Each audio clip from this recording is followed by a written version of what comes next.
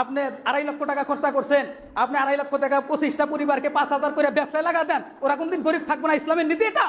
আপনাদেরকে বুঝাইতে পারি না ইসলাম কি জিনিস, রাসূলের বক্তব্য কি জিনিস আমরা বুঝাইতে পারি নাই। সমাজ শান্তির জন্য রাসূল এগুলো আমাদেরকে দিয়ে গেছেন। আবেগে হইলে চলবে না, রাসূল যেটা দিচ্ছে ওটা আমাদেরকে গ্রহণ করতে হবে, বিবেক দিয়ে গ্রহণ করতে হবে, কোরআন সুন্নাহর দলিল দিয়ে গ্রহণ করতে হবে। অথচ আপনারা বুঝেন আজকে গাছ থাকলে এই অতিবৃষ্টি অনাবৃষ্টি হতো না, আজকে এরকম কিছু হতো না। অথচ আপনারা আমাদের কথা বুঝতেছেন না, আমাদের ব্যর্থতা। আমরা আপনাদেরকে রাসূলের কথা, শরীয়তের গুরুত্ব, রাসূলের কথার মর্যাদা বুঝাতে পারতেছি না, কোরআন সুন্নাহর মর্যাদা আপনাদেরকে বুঝাতে পারতেছি না। আজকে কোনো দল নাই, কিসের দল? ইসলাম ছাড়া আমাদের কোনো দল নাই, মুসলিম ছাড়া আমাদের কোনো পরিচয় নাই। এত দলাদলি কিসের সমাজে? এক থাকতে হবে আমাদেরকে এই সমাজ উন্নয়নের জন্য।